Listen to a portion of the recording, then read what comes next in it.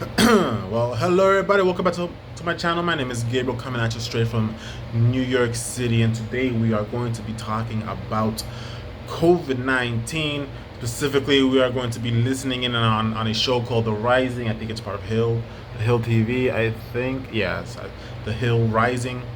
And they have some interesting things to say about COVID-19, COVIDs, and they have some interesting things to say about how other countries are dealing with COVID.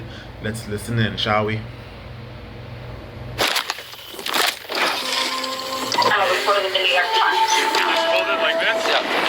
Skip that. Day, all COVID restrictions would end.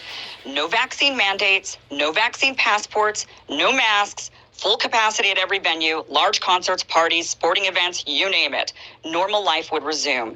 Prime Minister Ernest Solberg warned, quote, even though everyday life is now back to normal for most people, the pandemic is not over. People will still get sick, and therefore it is important that everyone gets vaccinated. The country currently has 60... The country she's talking about is Norway. So in Norway, they are ending all restrictions. There you go. People finally coming to some common sense. 7% of its population fully vaccinated. However, despite the high rates, this month the country also saw its largest spike in COVID cases, which it is now finally coming down from. The reason for lifting all of the restrictions isn't what you would expect. The Norwegian government didn't cite high vaccination rates or even having the virus under control as justification for returning to life as normal. Instead, the Prime Minister said the lifting of restrictions is due to fatigue in the public of constantly changing restrictions and the lack of normalcy in their daily lives. Yeah, absolutely. We've long been past the point where people should have been putting up with this. Long past that point, especially here in the United States. All right. It's funny that Norway and some other countries that she's going to be talking about are way ahead of the U.S. in this scenario. Let's keep listening. She cautioned that the virus is still with the world, so take personal responsibility. Hearing the news, the Norwegian people flooded the streets Saturday in celebrations that rivaled Mardi Gras. Singapore has also announced it will be living with COVID. The country has 82% of its population fully vaccinated with Pfizer and Moderna nearly exclusively. Despite the extremely high rate, Singapore is in the middle of its largest wave ever in cases, hospitalizations, and deaths. Because of the immense pressure on their hospitals, the country has implemented temporary restrictions to slow the spread while they ramp up building more medical facilities. But once they do that, they say life will go on as normal, even though they anticipate doing so will result in waves 3 times the size of what they're currently experiencing. The government has said time and time again, expect cases to rise. We have seen that. Right. But the government has also said we will live with COVID. Sure. Endemic states. What does that entail? How does that look like? So we are moving in this journey towards living with COVID, and that's why you would see with the restrictions that we have taken, we have not gone back to a circuit breaker or to a lockdown.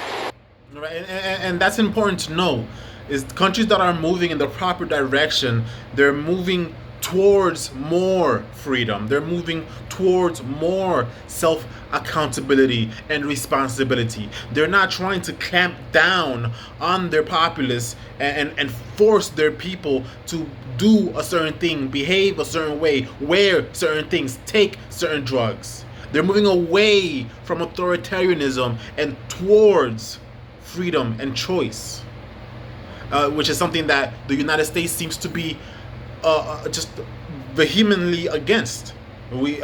People have lost their damn minds when it comes to this, and are just trying.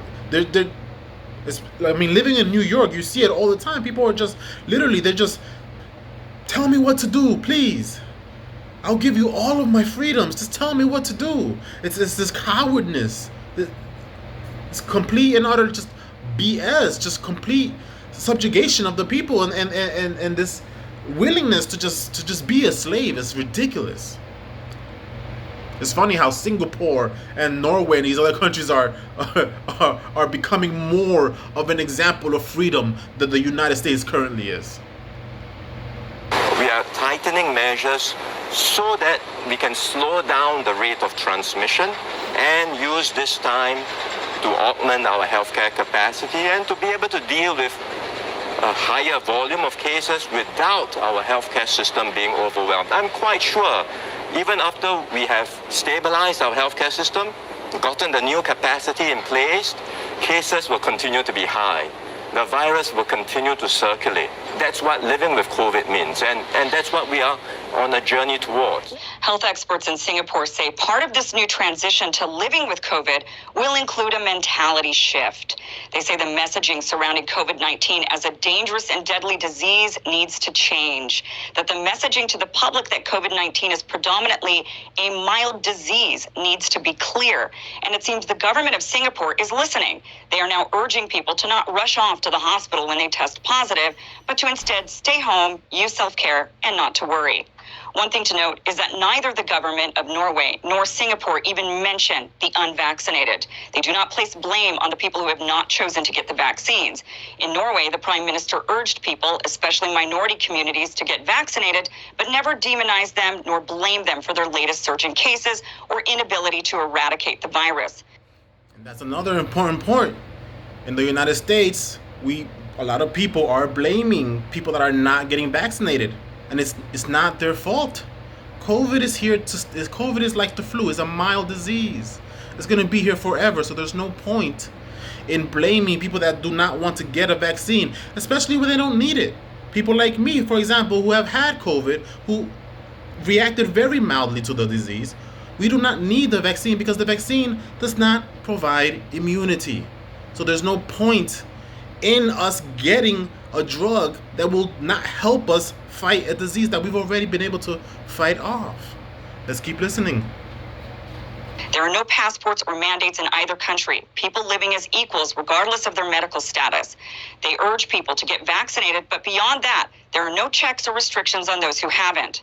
Other countries have also chosen to live with the virus. The UK lifted all restrictions in July despite increasing numbers. However, they are reserving the right to reverse this winter if hospitalizations increase. Denmark, Portugal, and Ireland have also announced a lifting of all restrictions citing high vaccination rates.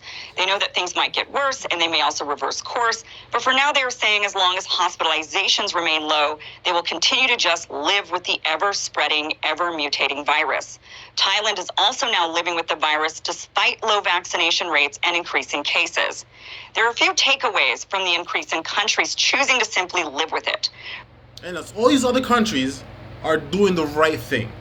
They're giving people the ability to choose whether they want to get the vaccine or not.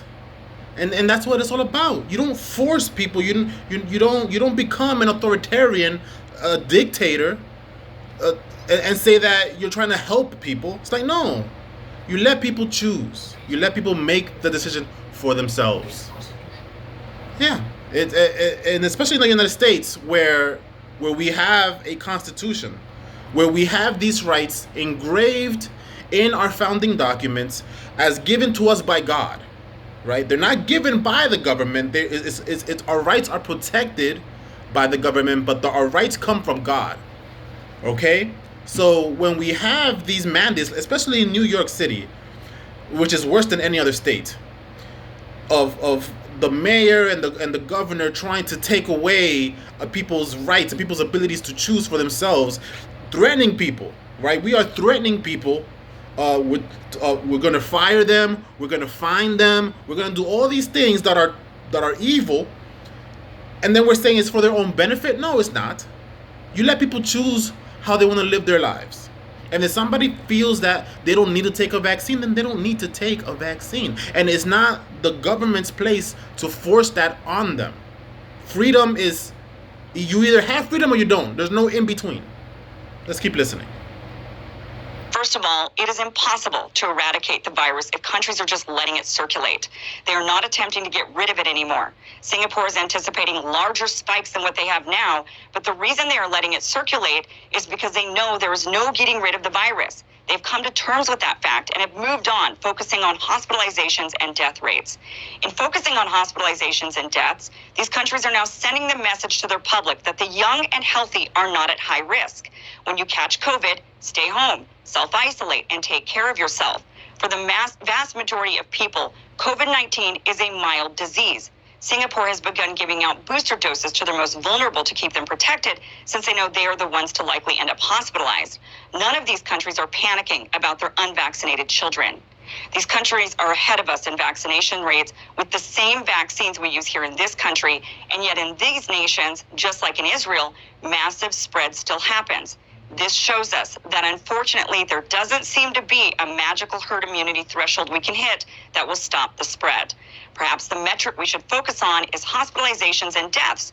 We know the groups who are most at risk of severe outcomes. That hasn't really changed despite the new variants. The elderly, people with hypertension or diabetes, and people with a BMI over 35, amongst other risk factors. Perhaps we should have a public health campaign to educate people about their individual risk while ramping up hospital capacity in the same way Singapore is doing.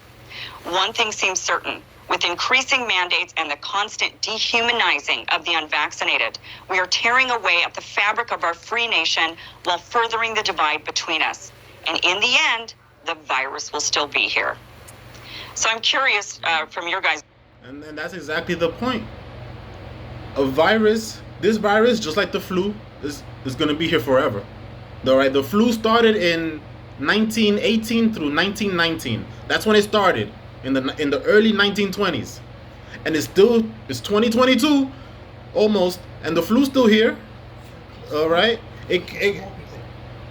And there's no, so let's stop pretending that the coronavirus is something that it's not, and let's do what these other countries are doing, and let's use common sense. Let's go back to how we were, because how we do things in this country is supposed to be with freedom first, not with totalitarian dictators first. All right? That's all I have to say. See you in the next one.